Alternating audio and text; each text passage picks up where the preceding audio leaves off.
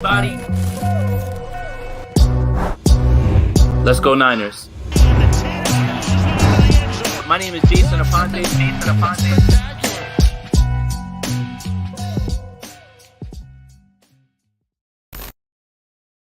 What's going on, 49er fans? Jason Aponte here with a little bit of an unscripted episode.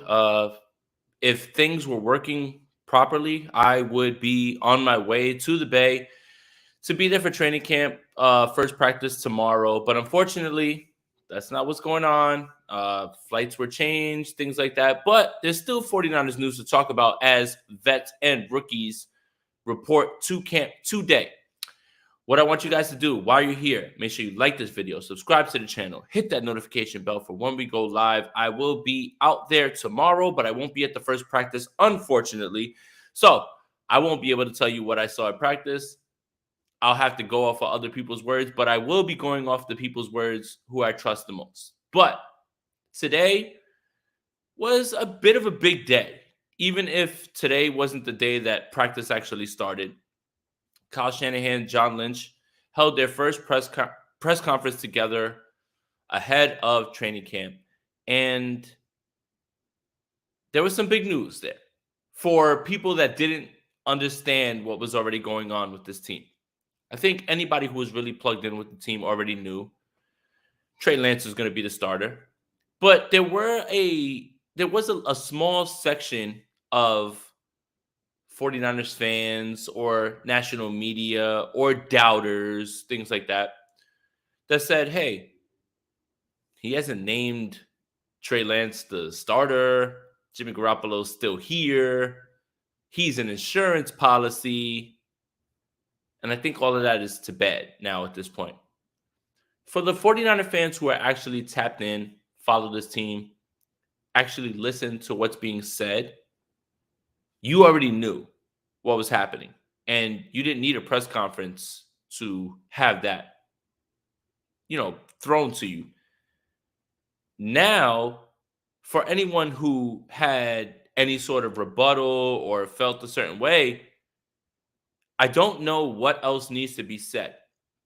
So last night, and I want to pull this up from Diego. Last night, I was hanging out with my friends right before I thought I was going to be leaving for training camp, this morning. So I hung out with some hometown friends before I bounced, but, whatever, it didn't happen.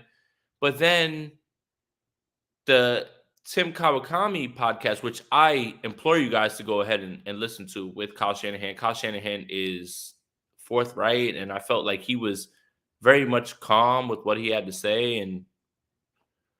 But that was the first thing that jumped out at me was, thank you for everything, Jimmy, pretty much is what he's saying, and I'm paraphrasing. We won a lot with Jimmy. And I think the quote that I really, really, really grafted to or jumped to was,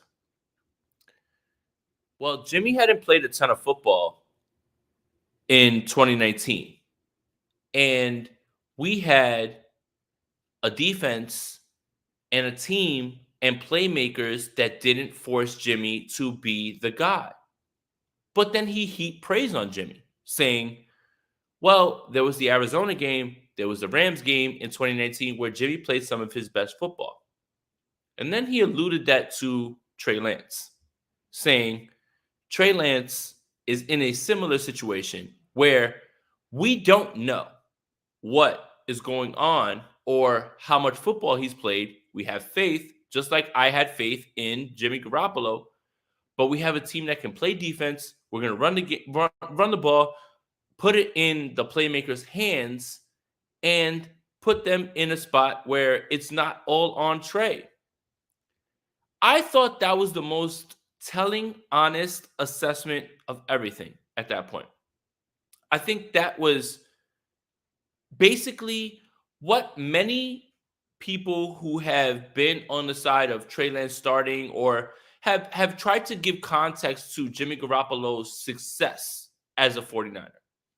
I think that was the best way to put it, for sure.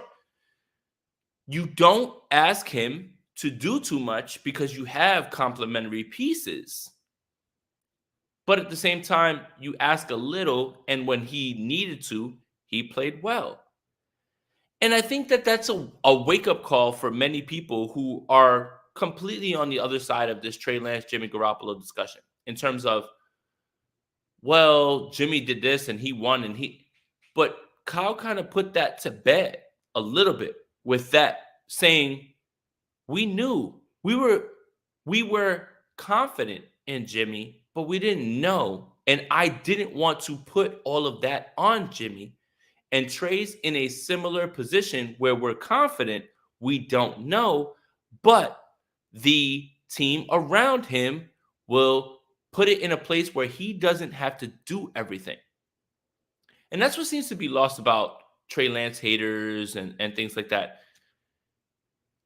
Trey Lance is walking into the best situation of any of these quarterbacks. Not Mac Jones, not Justin Fields, not Trevor Lawrence, none of them. None of them. So even if Trey Lance isn't what you think those guys are, that doesn't mean that he won't be the most successful based on the situation and all of those other factors. I've got a guy that I'm going to bring into the show right now. He's sitting backstage. He's waiting. I see him. But I just want to say this. This Tim Kawakami podcast, it should be an eye-opener for whoever it was that didn't believe in anything that the 49ers were doing. They've been telling you, and we'll get to the press conference today. I want to start with that because that's where we should be talking, is the Kawakami podcast, because he was so forthright with the way he felt about the situation going forward with Jimmy Garoppolo in 2019. In terms of, yeah, he's never played a bunch of football, but we have complementary pieces. We knew we could run the ball. We knew we had defense that was going to play well. And for sure, he gave Jimmy compliments, saying he played his best football against Arizona, against the Rams. And that's kind of where the defense kind of faltered at certain points because the pass rush wasn't as good. So it all lines up. It all lines up. Kyle Shanahan was very forthright. But I'm going to bring on my first guest. We might have a few people pop in tonight. Tonight's a big day. Today's a big day. And I want to start with... Hello. It is I. Hello. How you doing, Jason? I'm good. I know that you were backstage and you listened to me talk a little bit, but we want to start with the Kawakami podcast. Yes. And I think that's where all of this starts. And then we'll get to the press conference today. But what do you think about what was said about in that podcast by Kyle Shanahan, who never says anything that is too direct or like anything like that. That felt direct from him. I'm very happy that he came out and said the things he said specifically about Garoppolo and Trey Lance. Obviously, today we're pretty excited about what he said. But now we don't have to play this game anymore of every time they come out and say, yeah, Jimmy Garoppolo's on the roster. He might be on the team in September. He might be on the team in camp. We don't have to play the game of, well, they're trying to trade him. They have to say this stuff. It's good to hear them finally pass the baton on to Trey Lance. Hey, Hendricks, shout out, appreciate it. Thank you. I know Hendricks and I butt heads sometimes. We butt heads sometimes. You only butt heads about baseball. Nothing about baseball. Yeah, Dodgers, hey, 4-game series, we don't talk about it. Hey, who cares? The Yankees are losing to the Mets. Who cares? Whatever. It happens. But to hear this, I don't think anybody should necessarily be surprised by the confidence that Shanahan seems to have now on Trey Lance the past couple of days, because I think this is the things he's wanted to say for months. And I think he said something along the lines of that, of like, yeah, man, I'm not going to miss it. I'm not going to miss it. And I think everything he's said about Garoppolo and Lance has been right the past 2 days, praising Garoppolo where he needs to, because realistically, man, like I know the hot thing, the cool thing is to talk all the negative about Jimmy Garoppolo. You know what? Let's do it. Let's talk about let's give praise to Jimmy Garoppolo. I wanted to start there actually, because I think we're finally, and I know I had a Twitter post 2 days ago that people kind of yelled at me about, where I made fun of the 1 million Trey Lance season tweets. I'm going to say it, guys. Trey Lance season is upon us. That today's the day. I think today's the first day we can say it because we finally got the confirmation. For sure. Whether or not Garoppolo gets traded, cut, whatever it may be, July 26, 2020 is Trey Lance season day. I think that we're officially there. But I do want to start with Garoppolo because as we get to the Lance talk, we're going to talk less and less about Garoppolo. What he did, and I kind of tweeted it, and I'm happy I'm here so I can expand on that tweet a little bit. I don't think, and I'm happy I'm saying it before Rich gets here because I feel Rich's eyes rolling to the things I think. But I don't think you can necessarily tell the story of the San Francisco 49ers just as a franchise without Jimmy Garoppolo. He came in a really weird time because there was still weird feelings towards Jed York. He came in that first season where York finally let the football guys make the decisions with Shanahan and Lynch. As I said in the tweet earlier, he gave us hope for the first time post Jim Harbaugh era because those 3 years with Tom Sula, hey Brett, how you doing? With Tom Sula and Chip Kelly and guys like that, it was dark. I can't read that, Jason. No, Brett. This is look. ¿Dónde están los recibos, pendejo? Saca cada uno de ellos, Jason. So basically, show me the receipts and those things. That's what Brett's talking about right now. But we love, and that's the thing too, man. Because like Jason, I see you pulling receipts, and you are pulling receipts on the right people. Is the people who were saying no, Jimmy's the starter in 2022. What I don't like is the people pulling receipts on 2017 tweets like, you used to like Garoppolo. Yeah, that's way different. Jason's pulling receipts the right way. I'm pulling receipts on the people that have been terrorizing 49er fans for being excited about Trey Lance. That's who I'm pulling receipts on. Mm-hmm. Exactly. And I'm praising you for it because those are the right people. But yeah, Jimmy Garoppolo had his place in 49ers history. I know you got to word it carefully because I don't want to say he led them to a Super Bowl and he led them to 2 NFC championships, but he played a part of it, right? I think a lot of people forget, him in week 17 or week 18, Andrew, against the Rams. Celebrate with some Jollibee. I'm a big Jollibee guy. Have you had Jollibee yet? It's very close to where Avery goes to school. Haven't had it yet, but when I get back, it's on my to-do list. I just had Chick-fil-A, which was electric, by the way. Also, way off topic, I like these YouTubes that we don't pull for the audio only because we could just have these random conversations and break off and nobody will get lost. Yeah. But yeah, just back to Garoppolo, like even week 18, what he did, the injuries he played through the playoffs, and I know things didn't go well in the NFC Championship game, but I don't know how to say it without sounding like a Jimmy stan, but he played a part in these great teams that we didn't really expect to see post Jim Harbaugh years. I mean, we had to sit through. I can't even remember all the quarterbacks. Brian Hoyer, CJ Beathard. And there was a time where people alluded to the idea that Nick Mullins should have been a starter. You remember the days in 2020 when we started this podcast, Jason? We were telling people like, no, man, Jimmy Garoppolo is better than Mullins. Like, I know we like Mullins. He's fine for what he is. But come on. There's a reason there's a starter and a backup. But yeah, man, like I think you could still celebrate Jimmy Garoppolo. I know it's a little harder to do because of the play in the last couple seasons. But when he was healthy, I'm not going to say the Niners won because of him, but the Niners won. And I think that's ultimately what it comes down to is the Niners were a winning team. Yes, not because of Jimmy Garoppolo, but with Jimmy Garoppolo, they were a winning team. All this noise in 2021 about Trey Lance as the backup. When's he going to start? And all Jimmy Garoppolo did was casually play well enough to get the Niners to an NFC Championship game and minutes away from a Super Bowl appearance.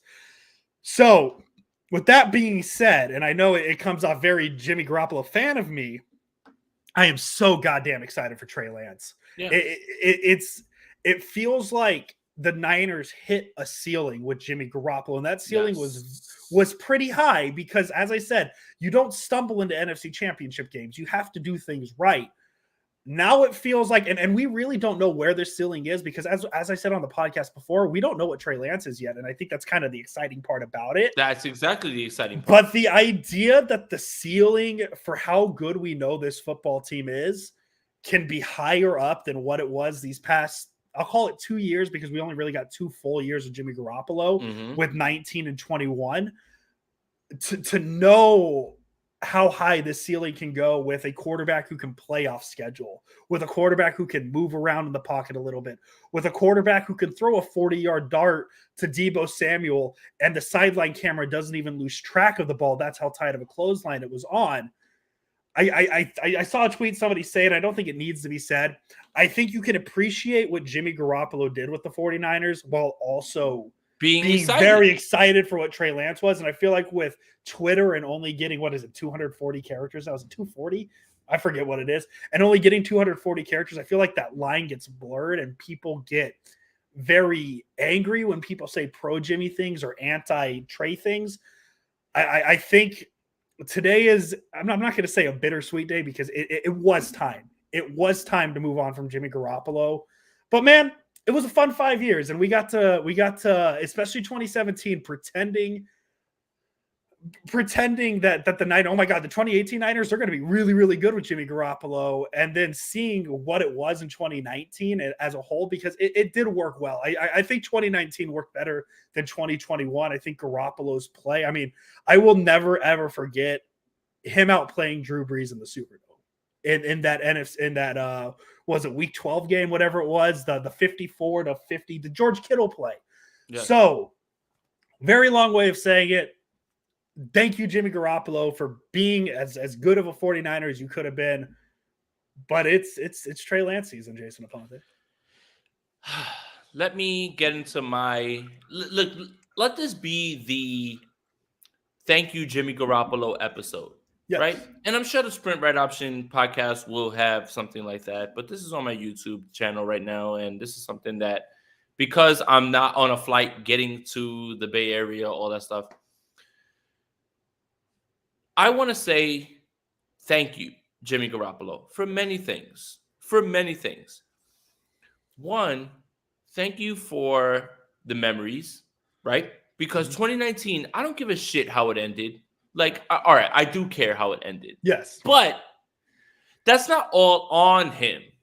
It's not all on him. And Kyle deserves some blame. And the O-line deserves blame. And their receivers deserve blame because they didn't go and run the right routes at the right time, right? Like that. It took a perfect storm for all of that to happen in the Super Bowl. Yes. And it just happened to be that. But here's the thing. When you're the quarterback, you get all the praise when you win. You get it all when you lose. Yes. Okay. Here's what I want to say thank you to Jimmy Garoppolo for. 2017 was fucking dark. Yes. It was dark. And 0-10. We're 1-10, 0-10. 1-11. 1-11. That's what it was. 1-11. And nothing to root for. And the 49ers trade for Brady's heir apparent. And he comes in and he wins 5 straight games. And he beats the AFC Championship participant, the Jacksonville Jaguars. I was convinced that at that moment Jimmy Garoppolo was the dude. The Jacksonville Jaguars, low-key, that team should have been in the Super Bowl that year. They should have. They should have. Miles Jack wasn't down. Hey, things happen. Tom Brady's a GOAT, whatever it is. But he didn't beat nobodies. The Tennessee Titans were fighting for, you know when I really, like, because it would be revisionist history for me to sit here and act like I wasn't completely jacked for Jimmy Garoppolo. Okay. Yes. This is when I knew that I was like, okay, I think we've got a guy. There was a, I guess, mic'd up session of the Tennessee Titans game. Something like that, right? Turning Point, I believe. Whatever it is, I think it's on a certain network. But Jimmy's talking during that Tennessee Titans game to Trent Taylor. And he's telling him, hey, when you slip that guy, he's like, turn and look at me. I'm going to bang that on you. Like, I'm going to throw it on you. And he led a comeback in that game. And, like, when you watch the behind-the-scenes stuff and him, Exactly. Look, Jesse's got it. Yep. Jesse's got it. Yep. That was it. That was the game where I was like, holy shit, man. We've got a guy. Like, we've got a guy. And you know what? And don't get it twisted. Like, Colin Cowherd has some out there takes, right? For sure.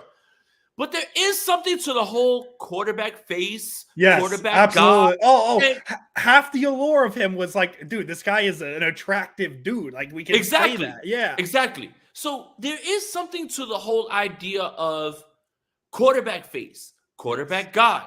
He looks like the guy. He looks like a fucking Disney prince. Like, what are we talking about? Yes. Right? He looks like the guy that you want to lead your franchise going forward. And he's literally a face of a franchise. He is. Yeah. He is. 100%. I don't know how much of the ACL injury in Kansas City had to do with all of that stuff. But that moment, those 5 games, he gave 49er fans, and I don't care if you hate him now, you didn't feel this when it happened. No, nobody did. He was electrifying all of you, and he led you to believing, oh, shit, there's a light at the end of the tunnel. That's it. But, you know, look, I think Andrew hit the nail on the head. There was a ceiling that was hit, and it was just hit. And that's it at this point. Look, the 49ers felt the same way about Alex Smith. That's why they moved on to Colin Kaepernick. The Kansas City Chiefs felt the same way about Alex Smith. That's why they moved on to Patrick Mahomes. You need a little bit more, just a little bit more. And you need those off-schedule things. Look, I don't want to get on here and disrespect Jimmy Garoppolo because I am on record saying that he is a starting quarterback. I will go to my grave. He's better than Baker Mayfield. He's better than Ryan Tannehill. I will go to my grave saying that. I don't care. Like, Baker Mayfield could have his best year in Carolina. The Carolina Panthers would win more games with Jimmy Garoppolo than they would Baker Mayfield. Like, I don't want to be that guy at all. Like, I don't want to say that. And I think that so much of what's happening now has little to do with the guy that he is and more about what we know about what he is. And the reason so many people are excited about Trey Lance is because the unknown and what's possible with Trey Lance is exciting. And this team, with this roster, with this coaching staff, which continues to churn out head coaches, and there will next year, D'Amico Ryans is going to be a head coach somewhere else. This team that does all those things is in a position right now where Trey Lance gets to jump in, and if he's even 15%, 20% better than we're talking potential Super Bowl team. Yeah, better than Jimmy Garoppolo. Yes. You are talking about a team that is going to wreck your entire league. Yes. Because of the play caller, because of the coaching staff, because of the talent.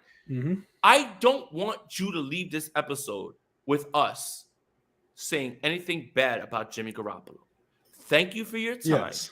Thank you for your contributions.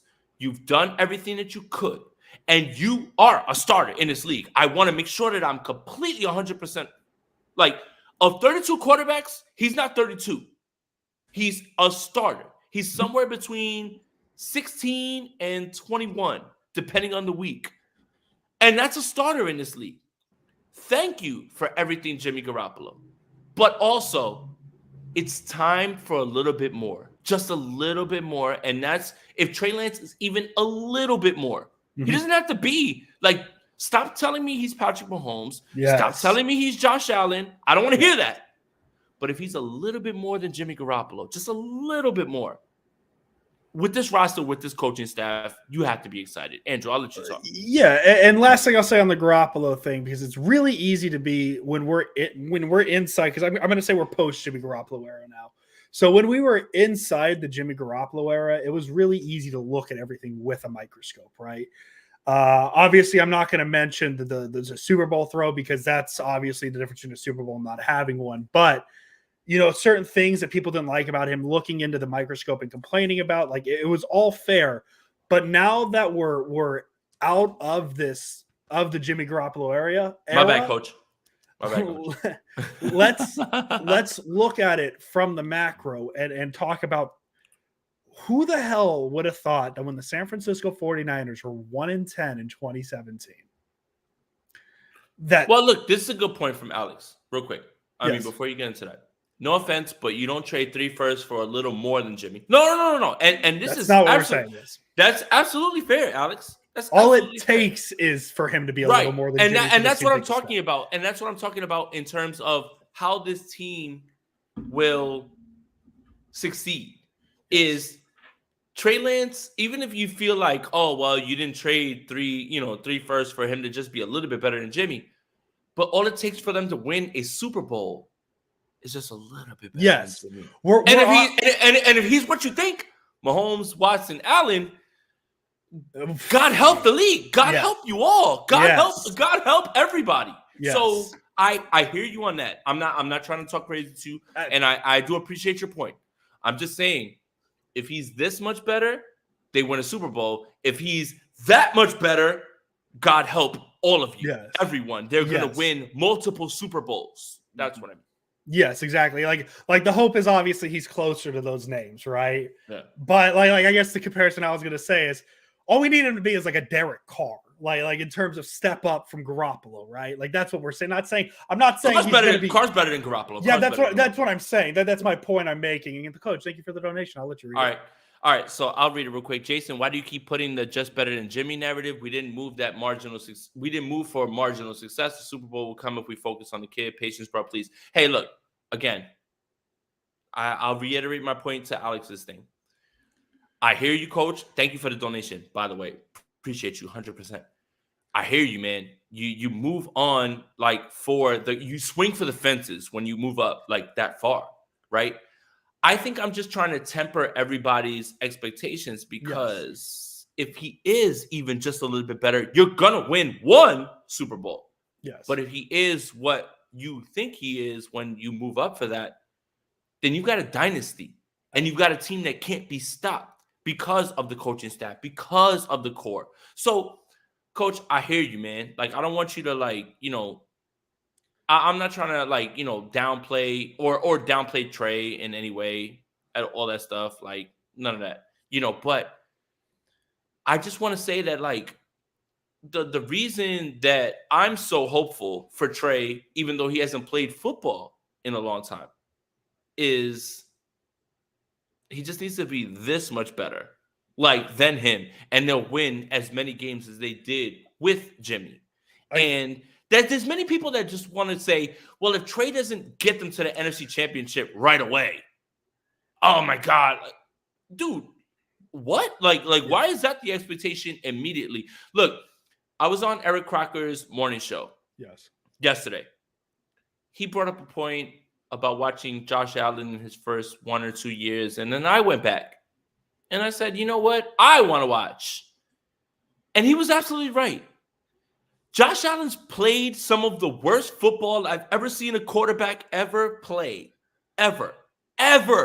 I'm talking about I'm looking at my TV and it's about 5 feet away. He would see a receiver that way and throw that shit into the stands. But yet, after 2 or 3 years, now look at Josh Allen, right? So, coach, I hear you, man. I appreciate you. I love your football IQ. I love your acumen. I'm just talking about for year one. Let's just if he could be a little bit better than Jimmy, that's good this year. But then you know what that means? If he's a little bit better than Jimmy in year one, what's going to happen in year two? Yes. What's going to happen in year three? Go for it, Andrew. And coach also followed up with fuck a dynasty. I want to win week one. That's what I'm focusing. Yeah, we're absolutely focused. We're looking at the whole picture. Of course. We don't disagree with you. We absolutely we're focused on Trey Lance's, but if he's a little bit better, and we're talking about and I guess the best way to speak, I guess when we're talking about just a little bit better than Jimmy Garoppolo, we're talking within the realm of 2022. Because ideally in 25, 26, 27, he's a lot better than what Jimmy Garoppolo was, right? So I think that's what we're talking about. Coach, you make great points. I agree, absolutely. So, but real quick, back to the Garoppolo thing, last point. If you would have told me that when the Niners were 1-10, that in 2 years they'd be a Super Bowl team, Hey, that's an opinion we had last year before. We said that during the draft last year. No. Finish your point, and then we'll get to that because I want to make sure that I want to make sure I stand on what I said. Yes. If you would have told me when the Niners were 1-10 that the Niners were going to be a Super Bowl team within 2 years, I would have said no way, no chance in hell. This seems way too far away. And that feeling seemed to change the second Jimmy Garoppolo took the field. And yes, it's a bummer they didn't get a ring out of it. But it was just the feel of the franchise that changed with Jimmy Garoppolo. And that's something I'll never forget. I'll never forget that Christmas Eve, Jacksonville. Yes. That win, especially that team, because I think they still needed to win. It wasn't like Jacksonville wasn't playing. And what's funny about it is Jalen Ramsey was so salty after the game. Oh, he was. He was like, oh, that's not the quarterback. It's their scheme and blah, blah, blah. And then you go to the Rams and then you get owned more times by Garoppolo. It was just like, that's a beautiful thing, man. Like, I appreciate you, Jimmy Garoppolo, for making grown men cry in public. And that's Jalen Ramsey. Let me quote what? Oh, hang on. Well, I lost it. Quote what he played 5 games. He has good potential. I think he'll be a good player, but my experience playing him, it was a lot of scheme stuff. It wasn't like he was dicing us up. I just found. Was it now? You get worked mad times, and hold up. That Jacksonville Jaguars team was loaded on defense, but they didn't have Aaron Donald. Yeah, and they didn't have Von Miller on certain years. Like, it's so funny how, again, hindsight is a beautiful thing. Hindsight is a beautiful thing. Like, it is. Like, right? Like, if you go by hindsight, everybody is 20/20 in terms of that. But it's so funny how, like, people just talk about that shit. And Jalen Ramsey's like, oh, it was all scheme. Get worked on two different teams. Get worked on 2 different teams. Coach got another one in here, man. Coach, appreciate you, bro. Being better than Jimmy in week 1 is a tall task, fellas. I don't disagree with that. I'm with the move for Trey, but I predict we'll see more of what we miss out of Jimmy once he leaves than what he brought to the table. This is an interesting discussion because I don't disagree with what he's saying. I don't. And I think that Kyle talked about this in the Kawakami podcast about there was ups, there was downs with Jimmy. But we had a good enough team on defense running the ball to alleviate that. And look, I went to week 1 in 2019 in Tampa Bay. I was there. I was in person there. Jimmy Garoppolo didn't play well. Yeah. Oh, thank you, Jameis, for the 2 pick sixes. And hey, 49ers legend. But Jimmy didn't play well in week 1. He didn't. Jameis Winston threw 2 pick sixes in that game that led to them winning. But I think that's what we're talking about, Coach, is he could struggle, but it doesn't mean that this team can't win games. And that's what we're talking about. And I think that's what he was going on that Kawakami podcast to tell people was, I expect the struggles. I expect them to have ups and downs, but our team is good enough to overcome those things, Coach. So that's all I'm gonna say on that. And Coach, I'm not going to argue with you on this point. I think there is a case to be made that just based off of Trey Lance's ability to move, his athleticism, his ability to make things happen, I think there's an argument to be made that could make him better than Jimmy Garoppolo in week 1. But we'll see. We'll absolutely see. And I think that's the exciting thing about this is we're going to find out when these games start. Right. And I want to get to this. Yes. Okay. So for anybody who's followed this channel, followed the Sprint Right Option podcast, follow my Twitter, or follow Andrew's Twitter, most of us, look, we're not shy about the fact that we wanted Justin Fields. Mm-hmm. But the reason we wanted Justin Fields was because we saw the elite traits. But the reason that we're excited about Trey Lance and we were fine with that was because of the coach that he's landing with, because of the talent he's landing with. If Justin Fields landed here, even let's just say last year plays out the same exact way that you believe, right? Like Jimmy Garoppolo plays the entire year. The 49ers get to the NFC Championship game. They lose, however. How jacked would you be knowing that Justin Fields was taking over this team right now? Mm-hmm. Go for it, Andrew. And even too further to that point, Jason, I think you and I, yes, we were in the Trey Lance thing, or not the Trey Lance thing. We were in the Justin Fields area, but the one bucket we were definitely in is just not Mac Jones, and that's nothing against Mac Jones because I think Mac Jones is not at 3. If they would have stuck at 12, if Mac Jones was 12, yes. If they would have been at 12 and they got Mac Jones, I would have been jacked. Absolutely jacked. Yes. And something I said on the podcast up to the draft is the issue I have with Mac Jones is, yeah, right now he has the highest floor, but with Fields and maybe even, I don't know if I necessarily said it about Lance at the time, but Lance too is, I think both of their ceilings. Right. Bro, we didn't hate Mac. We hated Mac. We hated Mac. Hated him at 3. We hated Mac at 3. Yeah, we hated Mac at 3. Absolutely. If you go back to podcasts before the trade, we would have been fine with Mac. And think about this. Think about this. You would have had your franchise guy at 12 and had your 3 first-round picks down the line. Like, think about that.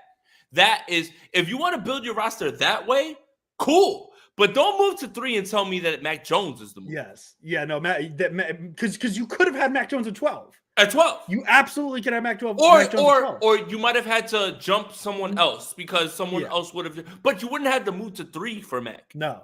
So that's kind of our point is we were Justin Fields, but the ceiling. JK, I love you. I love you so much, JK. Hold up, real quick, while we're here, 35 minutes in, we've almost got 200 people in here, man. We love Shout out to everybody that's in here. Hit that like button, hit that subscribe button. Make sure that you subscribe to the Sprint Right Option podcast wherever you get your audio podcast. Appreciate everybody in here for this. We're good, and we want you guys to have the discussion, and we want to have back and forth with you guys. Our opinion isn't better than yours. We're just giving opinions. That's all. We're talking football. Go for it, Andrew. Yeah, man. So yeah. Mac Jones at 12 would have been fine, not at 3. XO is more of a Kellen Mond guy, Kellen Mond stinks. I'm sorry. I know that I said today, don't talk in absolutes on Twitter. Kellen Mond stinks. There's my absolute. But what are we even talking about? No. You were talking about Fields versus Lance. Yes. Yeah, it was just more about the ceiling idea because Mac Jones' ceiling is probably perfectly fine with Bill Belichick, and it probably would have been perfectly fine with Kyle Shanahan, just not at 3.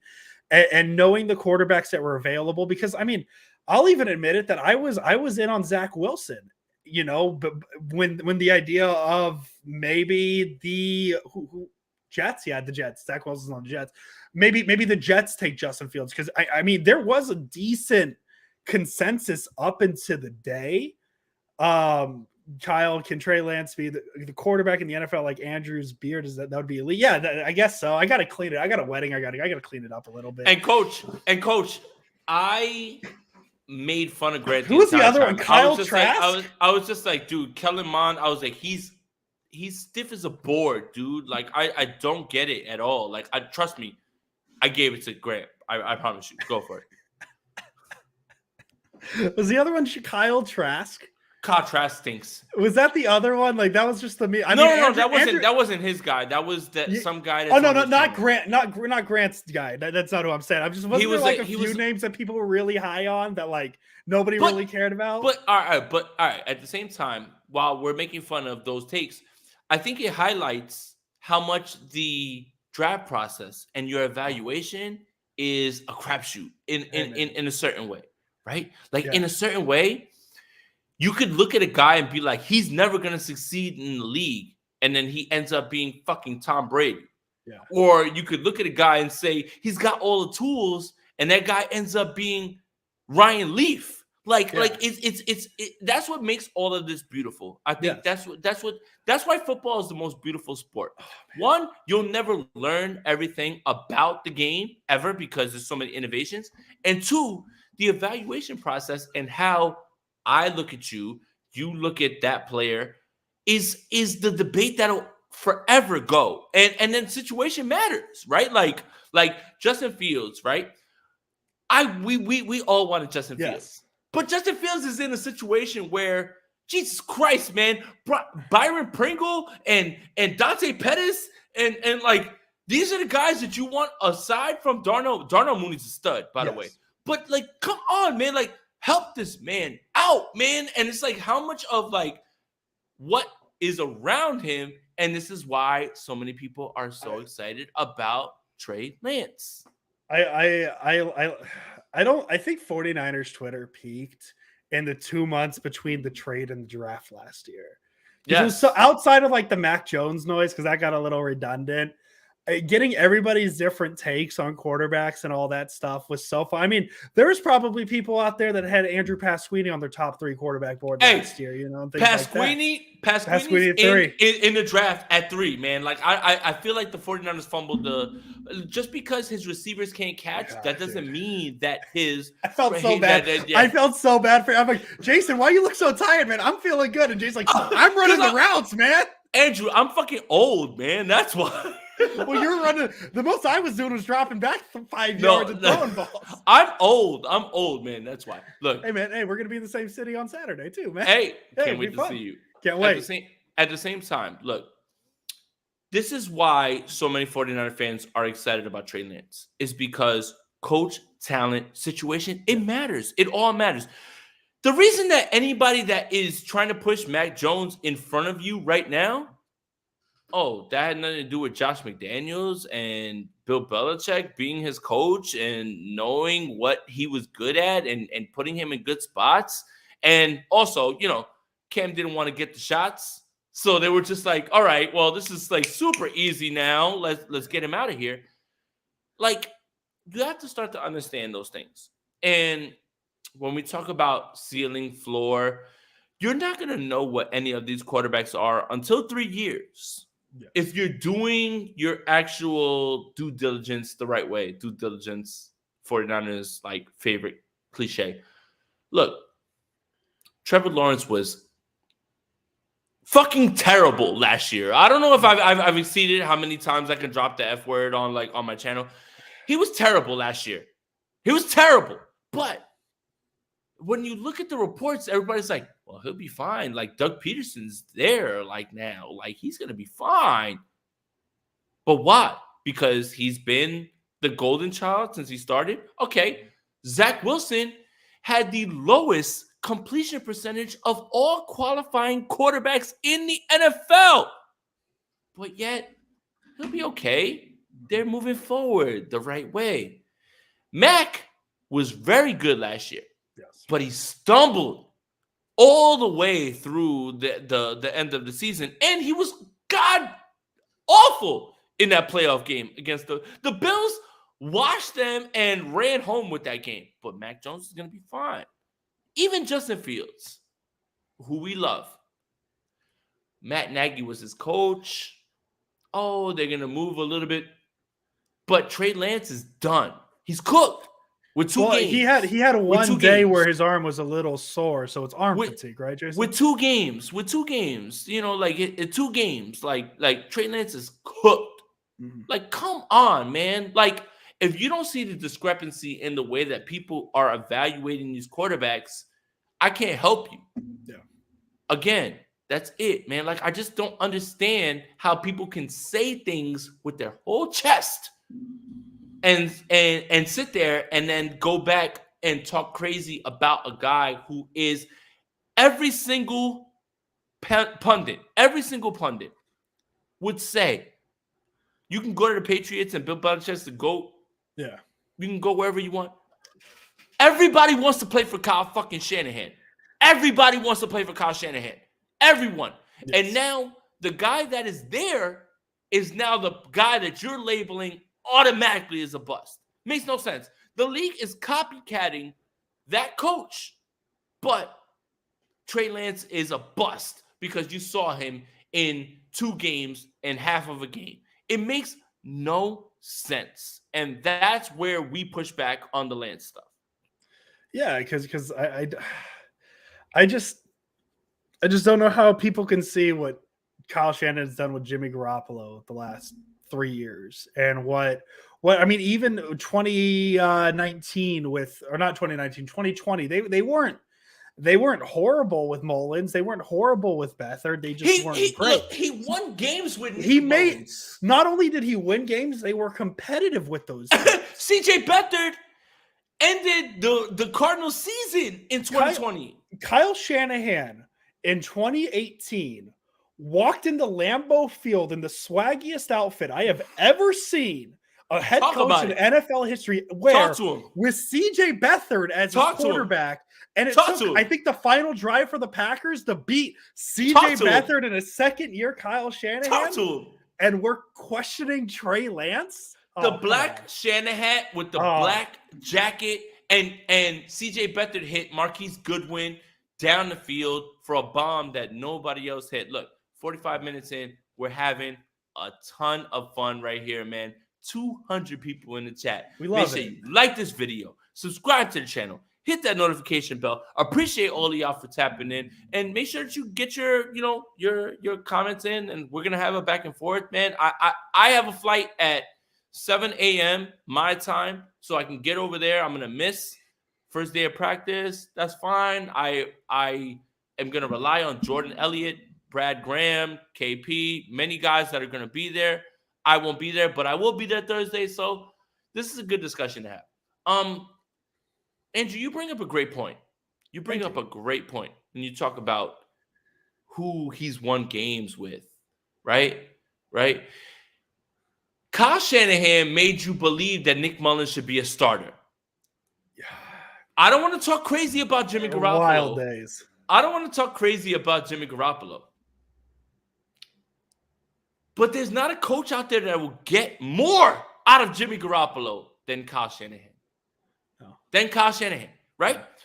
Coach brought up a good point on Brad's show when we did State of the Franchise, which is Wednesdays. And we're going to have another State of the Franchise on Wednesday.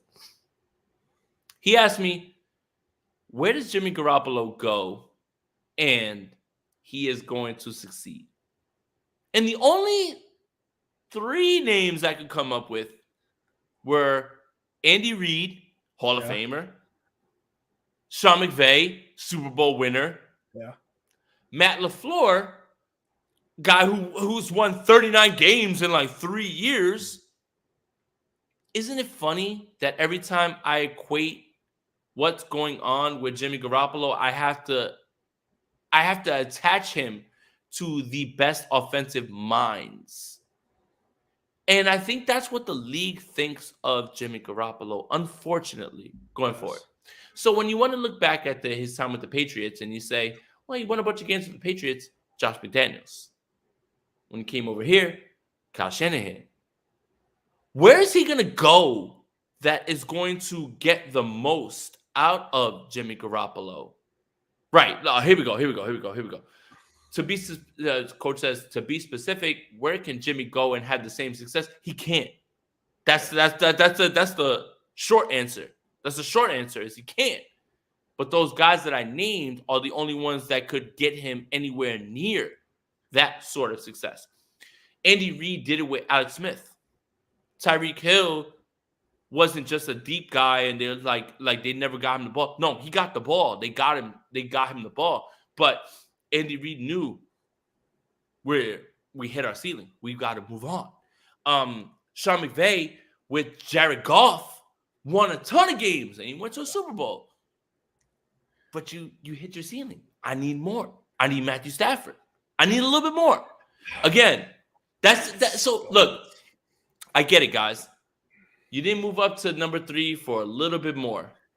A little bit more. Yeah. But if Trey Lance is a little bit more in year 1 than Jimmy Garoppolo, my goodness, man.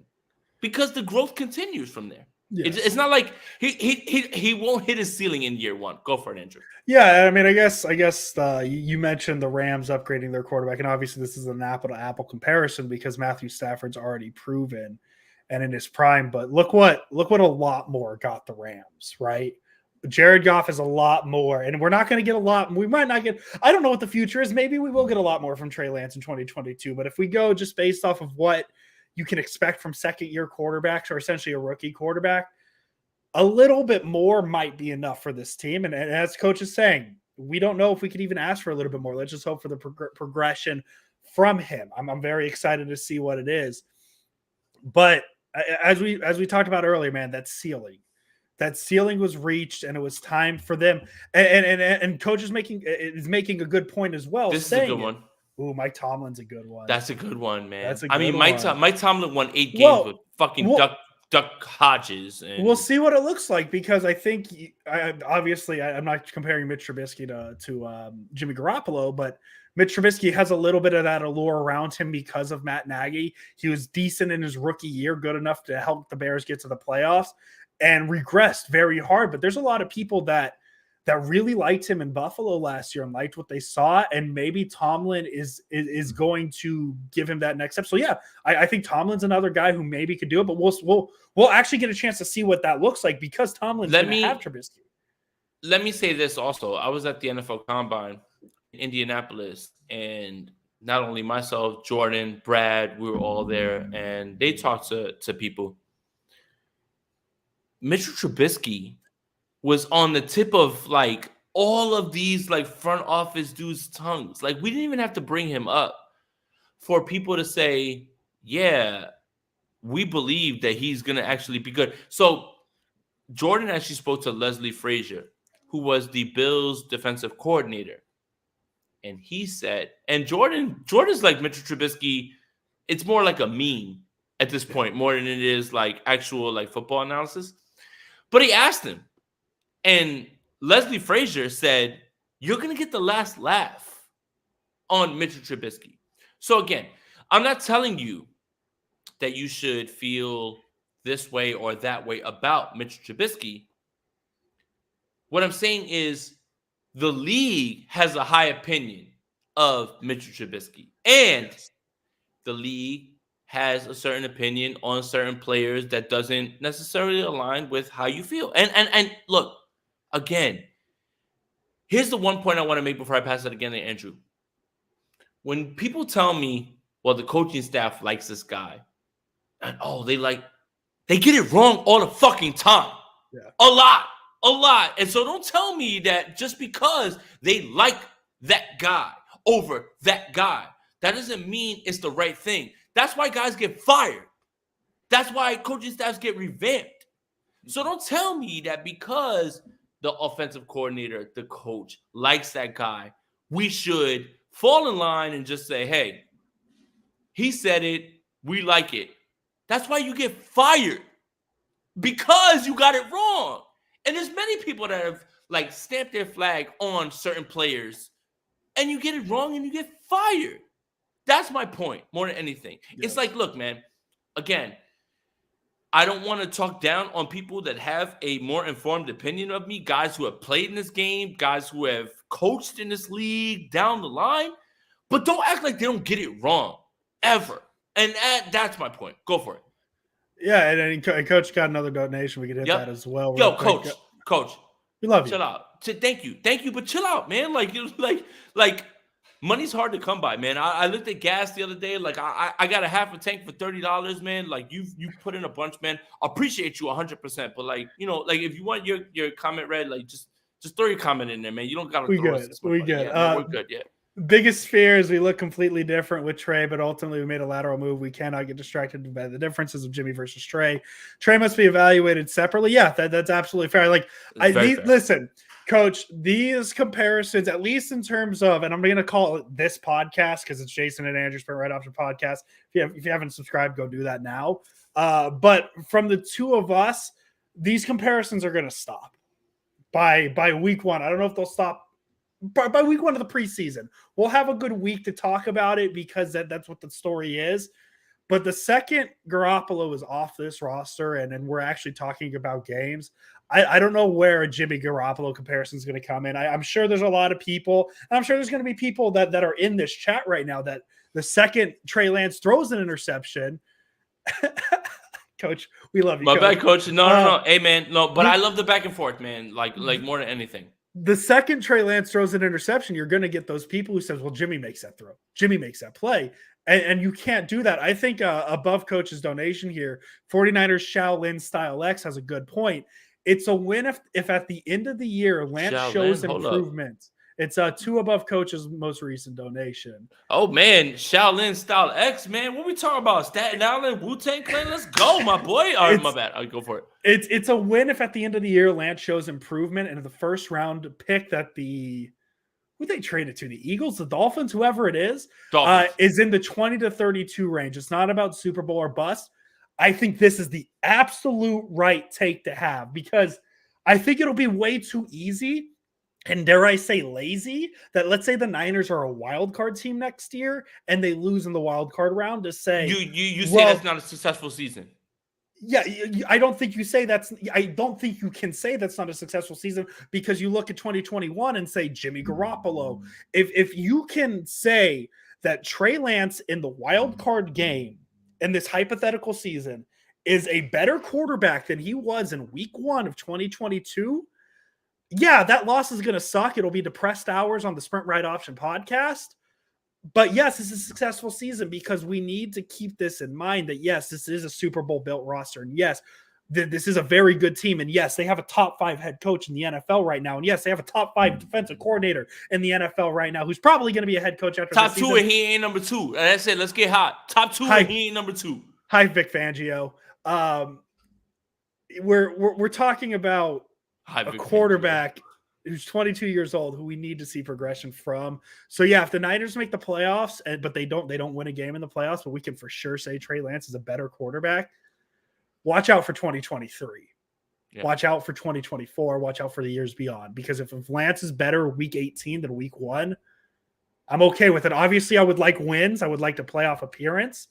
But even if they miss the playoffs, I'm not saying like a 4-13 miss the playoffs. I'm talking about a 9 and 8. I can't do the math anymore because I'm used to 9 and 7, 9 and 8. If we're talking 9 and 8 competitive throughout the season and they just missed the playoffs, I would consider that a successful season if Trey Lance is better than what he was in week 1. 56 minutes in, we've got 210 people in here in the chat. Make sure you like this video, subscribe to the channel, hit that notification bell.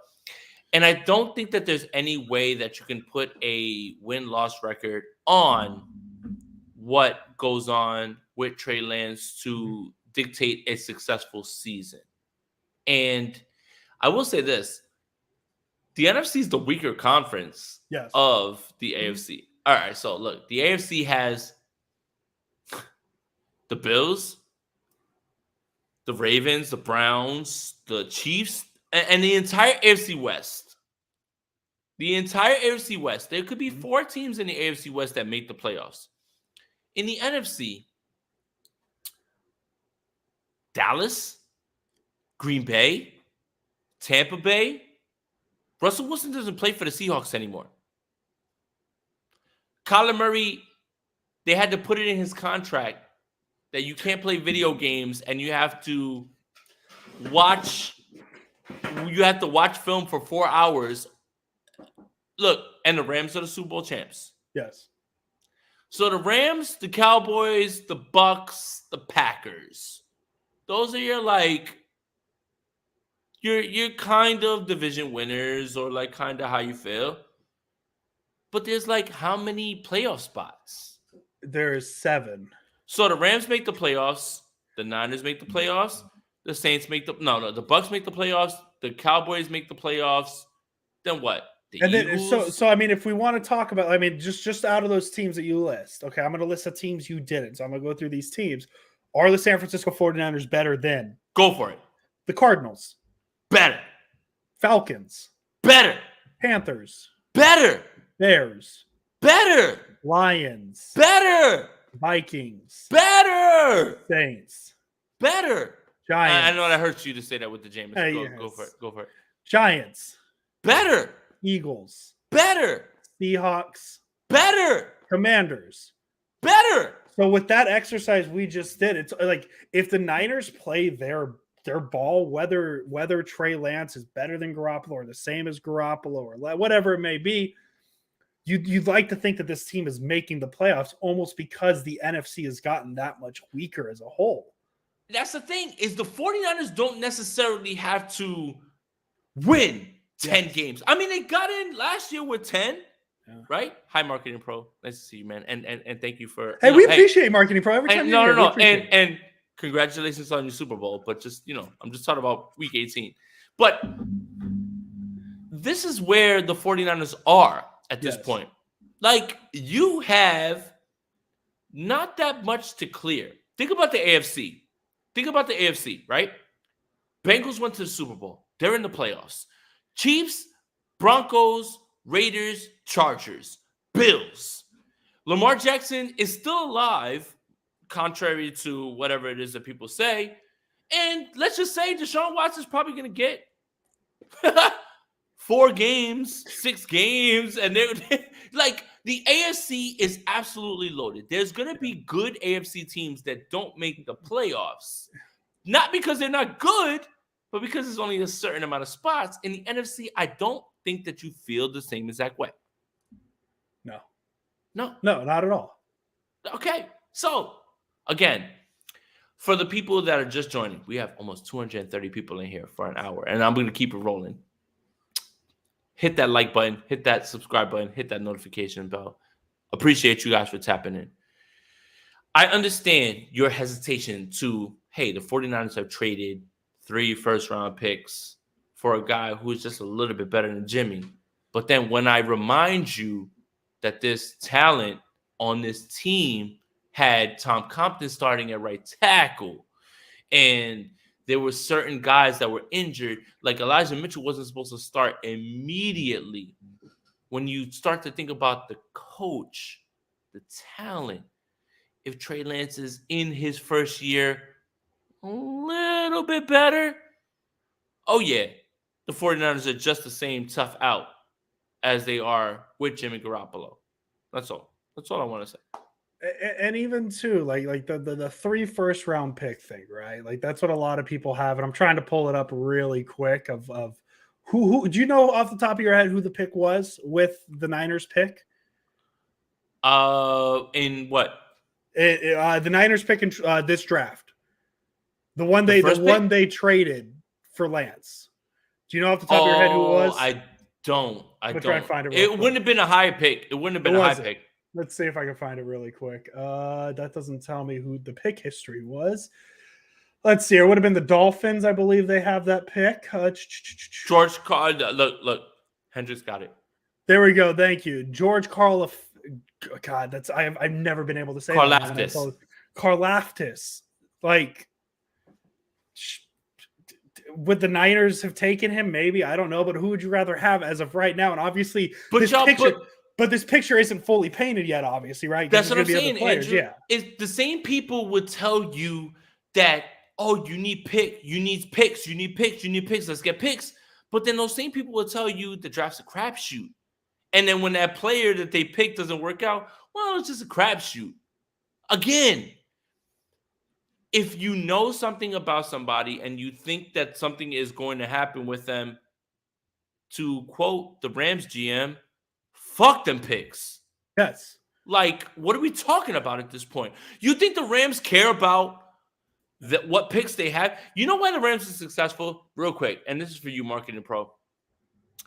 The Rams have traded all of their picks for top-end talent, but they've done a hell of a job hitting on those 3rd to 5 round picks. Those guys contribute. Like, you guys are like making it seem like it's just Von Miller, Aaron Donald, Jalen Ramsey. No. The guys that contribute in the middle are the guys that they hit on with the picks. So you're trading away. So if I told you, right, let's just say, Andrew, you're a general manager.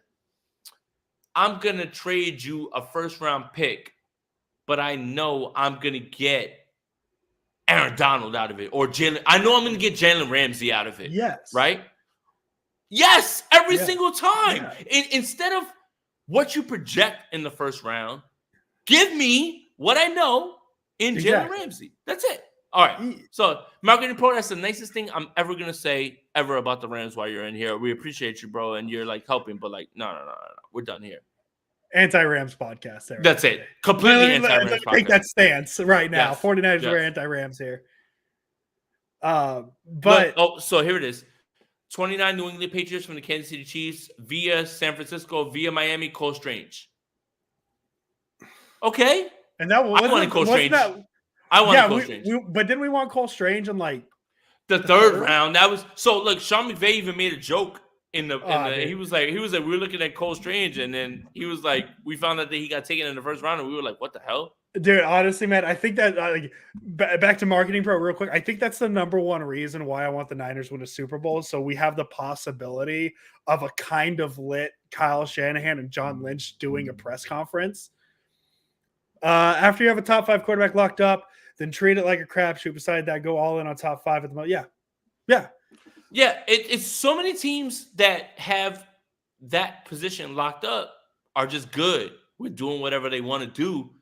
Because it's easy to wake up and set your watch to, well, my quarterback's going to throw for 4,000 yards on a bad year, or he's going to do this and that. So I think this is absolutely right.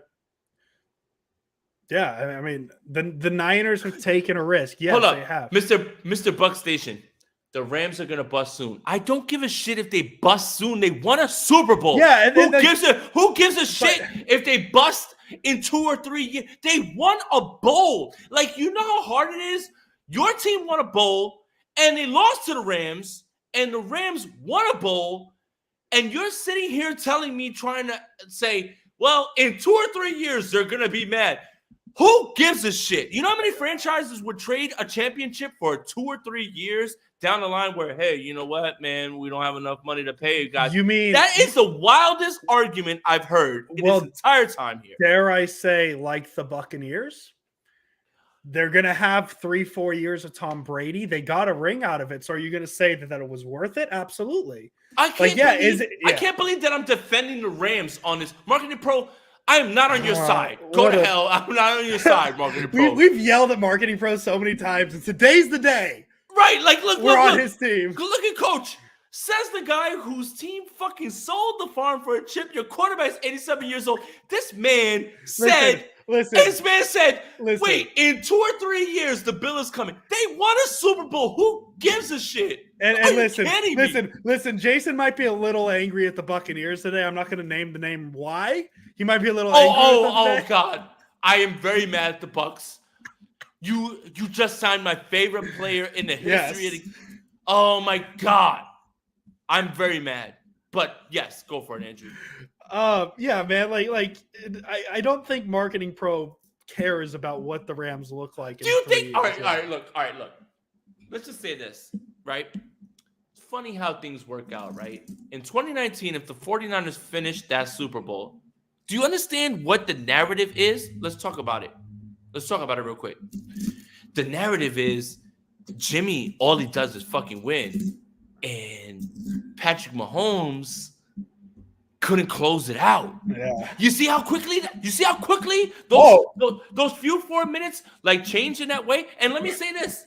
If the 49ers won a bowl in 2019, 2020, 2021, 2022, 2020, we don't care. We don't care. You know why? Because we won a bowl.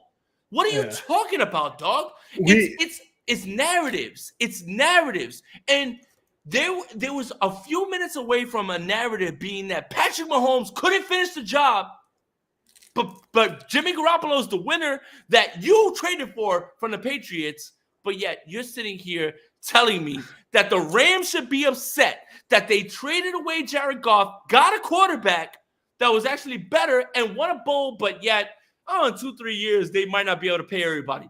Who gives a shit? What are you talking about, dog? Seriously, what are you talking about? There's some money to be made by Marvel to do a what if on if that last 15 minutes doesn't happen. And Jimmy Garoppolo is a Super Bowl MVP because let's be honest here.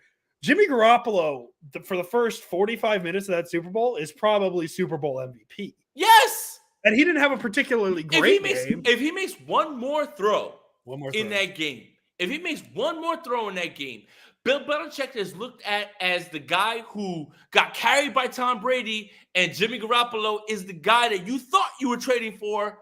It's so funny how shit happens, man. Like, that's like, I don't understand how you can sit here and say that a team that just won the bowl, that 31 teams lose out on every single year, you're going to talk crazy about them in 2 or 3 years when they maybe can't pay the bill. Who gives a shit? They won the bowl. Win the fucking bowl. Like, what are we talking about, yo? Oh, my God. Oh, man. I don't even know where we're at this point. We were talking about Trey Lance and Jimmy Garoppolo, and here we are. I love this. I love the no outline episodes of this. Yes. Because we just get wild. Hey, man, Jimmy Win Garoppolo. the bowl. Win the bowl. Look. And I think that's a goal because, like, let's say hypothetically, because everybody was panicking. Like, everybody was a little worried about 3 first-round picks to get up and go get Trey Lance. I'm not saying this happening, but Shut up, man. Shut up, bro. What are you talking about? Bro, okay, we won the bowl. Tom Brady had to go to your team for you to win the bowl. And the Kansas City Chiefs offensive line had to be incredibly injured for you to finish that, right? But you're making it seem like, yeah, you know what? Bet we're going right back. Why are you going right back? You couldn't even beat the team that won the bowl. And the 49ers played that team closer than you did. You were getting blown out. But wait, Tom Brady had a bunch to do with the fact that Sonny Michel fumbled the football, and he did so good on defense. Just shut up, man. God, what are you talking about, dude? My God, Mr. Buck Station. Shut up. Jason is... Shut up, man. What are you talking about? So Tom Brady had to do with the fact that all of a sudden the Rams fumbled the football. Yeah, he's so good that he knows how to, like, you know, the tuck rule and all that. Like, just shut up, bro. Like, yeah, you'll be fine this year. You're going to be good. But, like, for you to say, yeah, we're going to win another title, shut up. Just shut up. God, marketing pro. Stafford is the guy I want to avoid in the playoffs, said Tom Brady. Everybody's not going to. We've turned this into an anti-Buccaneers podcast. Jameis Winston better. Buccaneers would have 3 Super Bowl rings if they kept Jameis. I'll throw that out there. Shut up, Mr. Buck Station. Just get lost, bro. Like, I'm cooking you with facts. I'm not salty. I'm cooking you. Like, you're getting fried. Hey, man. You lost to a team. You were getting cooked by Matthew Stafford and that Rams team. But, yeah, you know, man, Tom Brady did a good job on defense, man. He, like, forced that fumble, and he did all that. Look, man, it's okay. You won your bowl. You got it. But for you to talk down on a team that – and then say 2-3 years down the line, that's stupid because that's you. That's you. You're literally like – it's like literally like you owning yourself. Like, you're, like, owning yourself. Like, when Tom Brady goes away, who's your quarterback? Kyle Trask? Blaine Gabbert? Shut up. Just shut up, dude. Just shut up. Is now a good time to say, if you haven't already, join the Spicy Squad here on Jason Aponte's YouTube channel. Great content. You guys can talk to us. We have what's that? The call-in show, Jason, correct? Spicy Squad. We'll do it like, you know, when I actually get out to camp. Unfortunately, you know, I was supposed to be there soon, but yeah, like. Hey, you know. You got what time's your flight? You said 7 a.m. your time? The Bucs will draft another elite quarterback. Go to hell, dude. I'm so tired. Like, yo, how dare you just like make that? You got to be a troll account. All right. That's wait, it. Done. I got done. real done. question. He done. said done. it. Done. Oh, we're done. Done. Okay, another elite quarterback, Jameis Winston elite, because that's the last one they drafted. Done. Done. All right. Yeah. Anyway. Yeah. It's easy to just draft an elite quarterback. Yeah, you know what? The Bucs got it, man. Like, whoever they draft, they're gonna be good. You know what they drafted? Kyle fucking Trask. He stinks. Get out of here, bro. What are you talking about? What are you talking about? Abrupt What elite quarterback can they get when they're gonna be drafted at the back of the first round? You dummy. What the hell is going on, bro? I didn't know that. Like, we came here to be defending the Rams and shitting on Bucs fans. Jesus Here we go. Christ. Go. Here we go. I didn't see it coming. I did not see the defense of the Rams today, but hey, man, here we are. I can't. We're gonna draft an elite quarterback. Yeah, they're just like growing on trees. It's like everybody that drafts quarterbacks is just gonna get good quarterbacks. Shut up, dude. Just shut up. You sound stupid, and you're making Bucs fans look stupid with your comments. Just shut up. God, my goodness gracious. Oh. This is ridiculous. I can't believe that we're like here defending the Rams now because I know, like I'm trying to figure out a way to segue from this, and I'm stumbling. I don't know, man. They said we're just gonna draft another elite quarterback. Cool. Go for it, Bucs. You got it, man. Shut the fuck up. I can't even bring up the Yankees right now. They're down 5. Who cares? They're down 5-3. Yeah, that's why I'm really proud of it. The Red Sox are losing to the Guardians 7-2. We can transition to that. This man said they're just gonna draft another quarterback. They drafted like fucking 5 quarterbacks, and all of them have been garbage. And the only reason you won a Super Bowl is because you had to go. Like that's it's the most ridiculous statement I've ever heard in my life. Well, I mean, there could be an argument to be made that the only reason the Buccaneers won a Super Bowl is because the Niners couldn't move off of Garoppolo. Oh, throwing that out there. Hey, well, you know what, Bucs fan? I've got a guy who's perfect. He's for your locker room. He wins a bunch of games. He has a good relationship with Tom Brady as a backup. Yeah, he does. So, hey, if you want to continue the role, Jason liked whatever it is, well, whoever's your GM, put the call in. Yeah, put the call in real quick. Let him know, like, yo, like we got a guy. I know a guy. We can get Blaine Gabbert back in the trade. No. Blaine, do you remember Blaine Gabbert? No. You don't remember Blaine Gabbert? I don't. It was the Monday night game, and the ESPN showed, like, you know how they have the little like bars on the bottom that like say the player's name, and like it has an interesting stat below. They somehow it didn't say Blaine Gabbert, it said Blaine Gabbert. I mean, I'll try and find it real quick. Hang on. Hey, look, Jimmy Garoppolo is represented by Tom Brady's agent. Like, all this stuff lines up, man. If you need a winner, I got you. If you need a winner. How do I do this? I can never remember how to do this. You want to share the screen? Hey, Blaine Gabbert.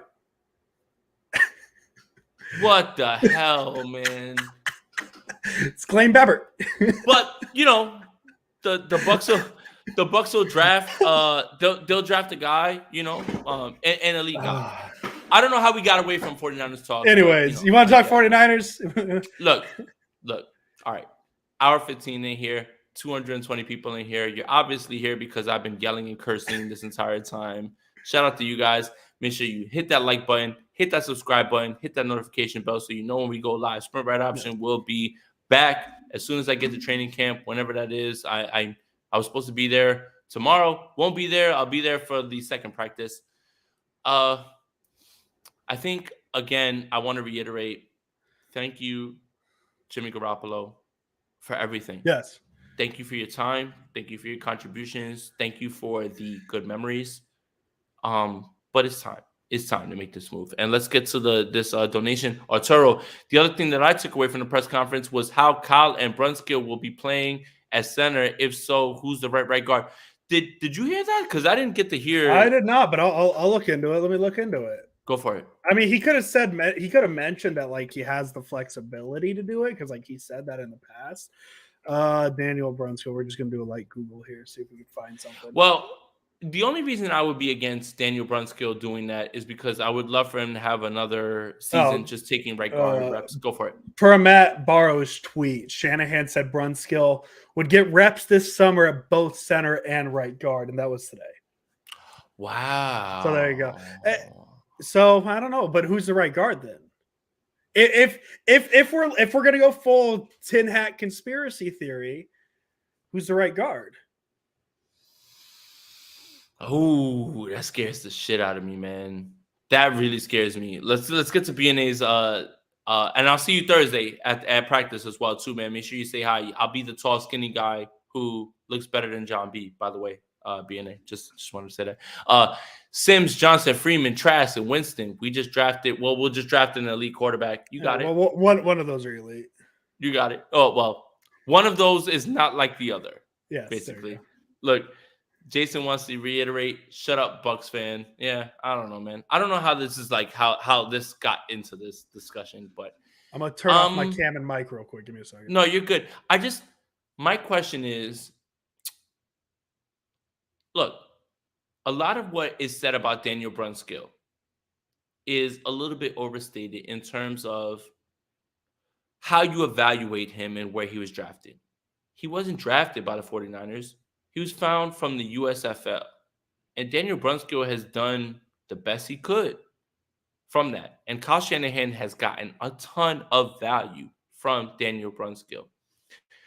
My thing is we kind of saw what Brunskill would look like at center. And for anybody who really knows O-line play, I try to know as best I can. It's not like Madden. Like, you don't move them Yes. from right guard to center and just say, yeah, it's fine. Their skills completely, like center, you have to understand the protections. You have to call things out. That's what made Alex Mack so good last year and why they turned to him. Little shocking to hear Kyle Shanahan say that. Just a little Yeah, bit. and I'm gonna throw a name out there real quick, and I'm gonna step away for about 5 minutes. Gotta help my girlfriend bring some stuff up, and I'll be back. Justin School played 113 snaps at right guard in 2020. He's healthy. I'm gonna throw that out there. I'll let you chew on it. I'll be back in about 3 minutes, Jason. Okay. Justin School. And you know what's funny about, again, and I'm gonna go back to the situation with the 49ers, their roster, their coaching. In the biggest game of the season, week 18, the 49ers turned to Colton McKivitz. Oh, AAF. My bad. AAF. In the biggest game of the season, they turned to Colton McKivitz to play left tackle when the best left tackle in the world couldn't play. And Colton McKivitz did fine. Kyle Shanahan made many people believe that Tom Compton was a reason to move on from Mike McGlinchey, but it wasn't because Tom Compton is better than Mike McGlinchey, because he's not. It's because he did so well in terms of hiding him and putting him in good spots, right? Like to win, right? Like Kyle Shanahan understands the limitations of his line and certain players. And let's keep it a buck. Kyle Shanahan got Tom Compton paid. He got another deal with the Denver Broncos. Before Kyle Shanahan took on Tom Compton, he was on the fringe of being out of the league completely. So when you think about offensive line, Mike McGlinchey just needs to be that much better than Tom Compton, which he is, even if he's injured. He's way better than Tom Compton. And I'm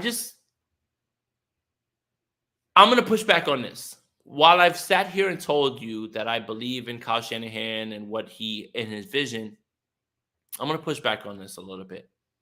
I think the Brunskill should stay at right guard. And I think that you take your lumps with Jake Brendel. He can't be worse than, what is it, Ronis Grasu, who played in 2020, who never took snaps. And that was like off of a preseason where COVID, like there was no preseason, anything like that. And they were just like, hey, go play football. I just want Brunskill to stay there at right guard. And when you think about where you got him from and his value, I think that he's done a fine job. And you can't evaluate him the same way that you look at other right guards in the league in terms of draft capital, all that stuff. Like, you can't just sit there and say, well, Brunskill is not better than this guy. Those guys were drafted with higher pedigree, probably have a better athletic profile. They get value out of the guys that they get. So, yeah, that's all I want to say, at least about that with the offensive line. I was a little bit shocked to hear that now about him taking snaps at center, especially when Kyle was so effusive with the praise of Jake Brendel. Like, if coach talks about you in public on press conferences, that's a big deal. And he really, really, really, really was like, I believe in what Jake Brendel does. And then you have the connection to Chris Forrester, who was the offensive coordinator at Miami.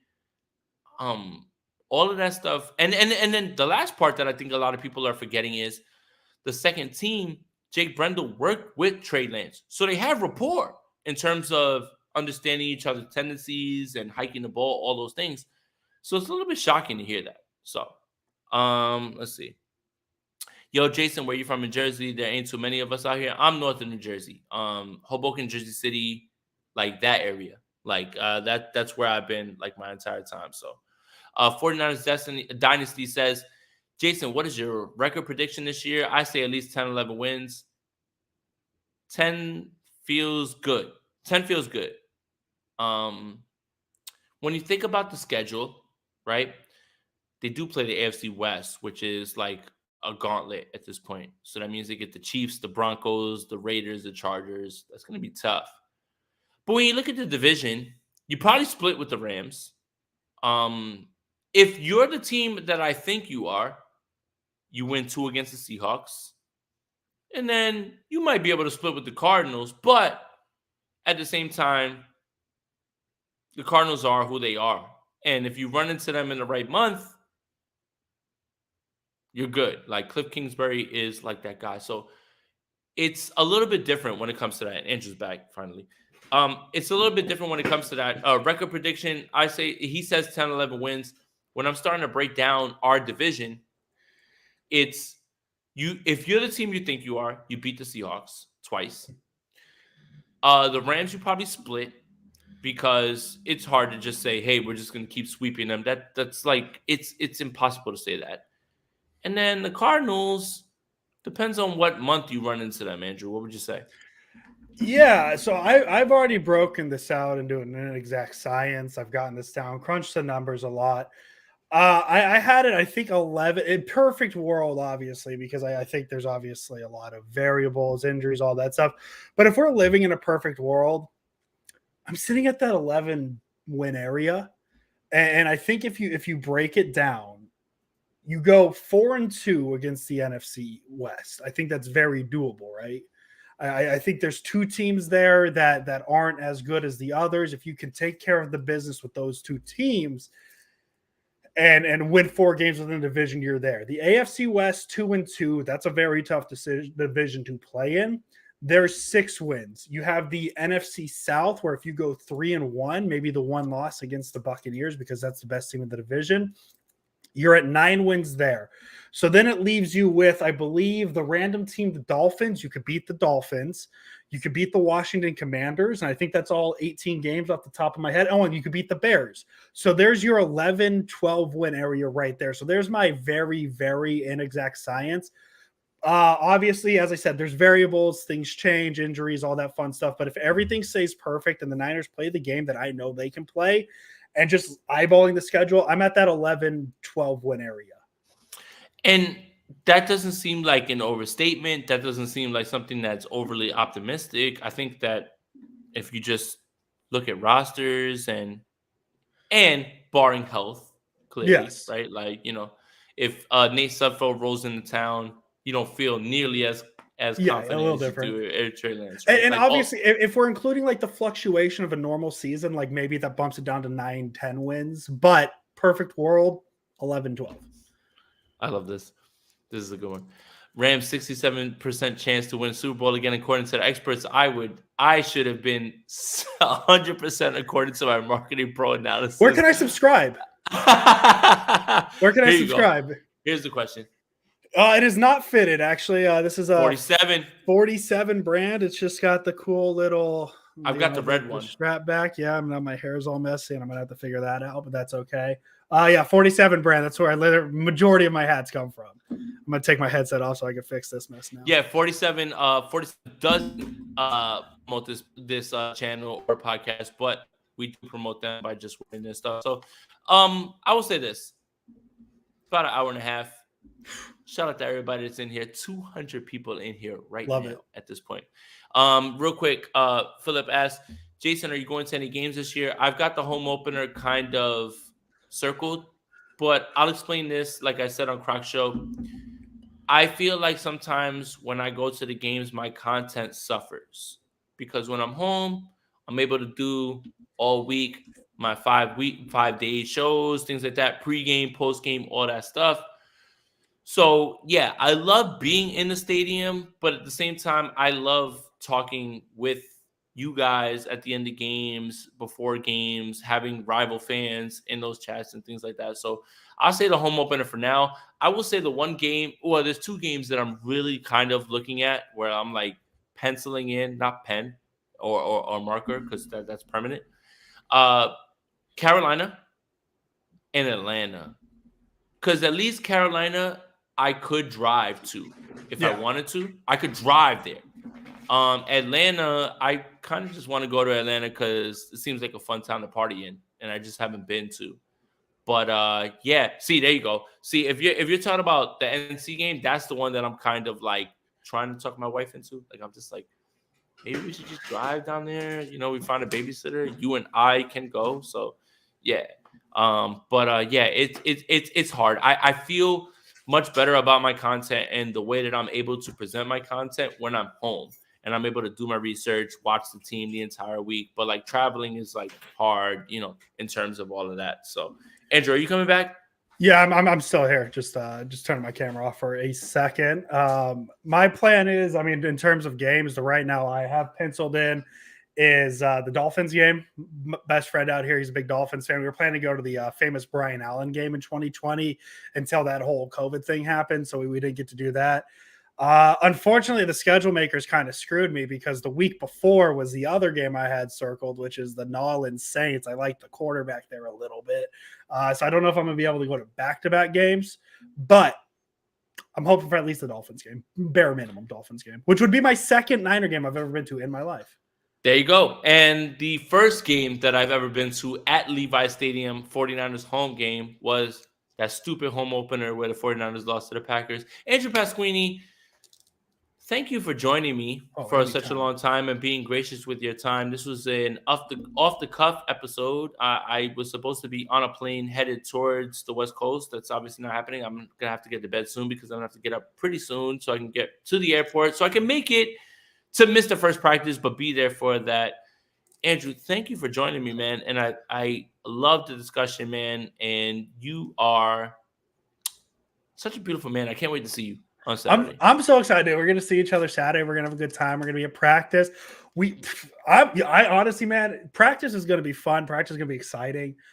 I am most excited, and I'm gonna reveal it. I think the first ever Sprint Ride Option podcast where Jason Aponte and I will be in the same room, and that should be exciting because I'm very nervous. I'm gonna get like all jittery. You'll see how sweaty I get with how just attractive he is in person. It's gonna be real weird. But no, so it should be the first ever Sprint Ride Option podcast in person. So be on the lookout for that. Jason, I've said this before. I'll say it again. Anytime you need me on this channel, I will be here. I'll plug the channel one more time, Sprint Ride Option Podcast. If you haven't already, you can find us anywhere on Spotify, Apple, Google, I don't know, telephone. I was trying to make a joke. I lost where I was. And if you haven't followed me on Twitter, at Pasquini Andrew, it's right there below. I give out decent tweets. Every so often I'll have a good tweet and people will laugh and say, I've been told I'm good for one good tweet a week. That's what I've been told. That is someone who is trying to undersell what you do. Andrew Pasquini, as always. Let's go Niners. Welcome, everybody. Let's go Niners.